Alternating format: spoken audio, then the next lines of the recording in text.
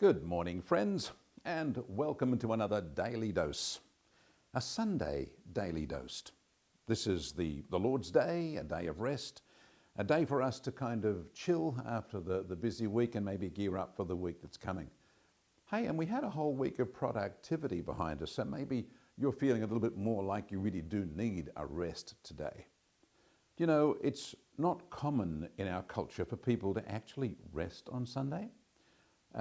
It was the case, in fact, only 100 years or so ago, that you could be fined and be in trouble if you were caught working on a Sunday. That's if you're in England or one of the Commonwealth countries there, because that became the law, that you had to actually rest. And yet, I remember in my lifetime, over the last 6 decades, seeing more and more and more Sunday just get trashed and treated like any other day. So as we come to this day and we think of it as a day of rest, let me make a suggestion to you. Today is a day when we worship God. It's a day when Christians traditionally take time out from all the other things they're doing, and they make it a day of rest, but also a day of worship.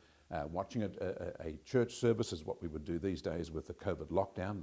People can't usually get together, so they'll watch any one of a number of different services or multiple services on a Sunday. They might spend a bit of family time, they might chill reading a book or whatever, but sometimes people just get on with things like mowing the lawn and doing a whole bunch of other jobs that didn't get done on Saturday, thinking it's just another day. So I'm going to declare this to be Real Rest Day. A day when you actually really do what God intended you to do on the seventh day, which was to rest.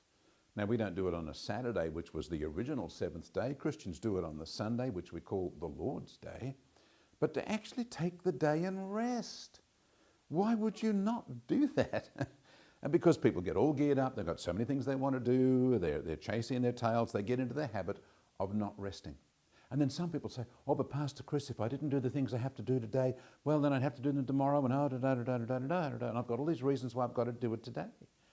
Well, then I would say, why don't you give all of those reasons to God and say, God, you're the one that invented the idea of a day of real rest, a real rest day, not just a fake rest day, a pretend rest day.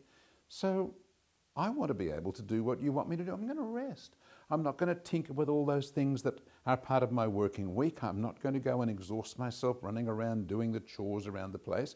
I'm going to honor you with my rest, which means I need to know that you're going to take care of all the little bits and pieces that may not get fully attended to because I can't do them today. And then when you rest, it's what I refer to as the rest of faith, because you've given the problems, given the challenges to God, and on the inside you can go, and rest, knowing that God's got everything under control. It's a little bit like people who tithe. They think, if I gave God 10% of my income, I wouldn't pay all my bills. And thousands upon thousands, multitudes of people have discovered that when they honor God with their money, then indeed God looks after all of the things that they think aren't going to get paid.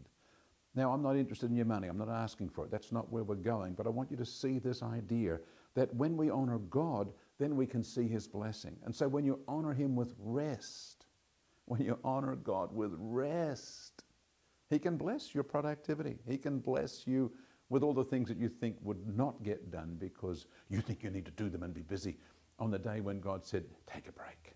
So it's Real Rest Day today.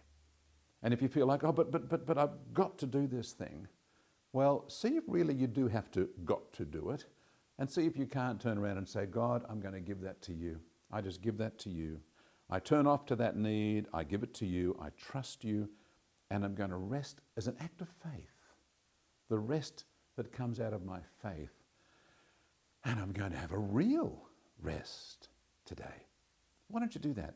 Actually do what God intends you to do with one day of the week where you actually turn off and rest. It's a gift. God gives it to you. You're supposed to enjoy it. Jesus is Lord of the Sabbath. He wants you to be able to enjoy the time of rest. Not just physical rest, which of course you get on a day off, but then the spiritual blessings of spiritual rest that Jesus has for you too. So today, Real Rest Day. You work on that, worship God, honor him, Watch a couple of church services, catch up with family and friends, but make sure that in your heart you're resting, trusting God for everything else. Real rest day is my gift to you today, because God gave it to you thousands of years ago. Come on, use the gift He's given you. And as you do, God bless you.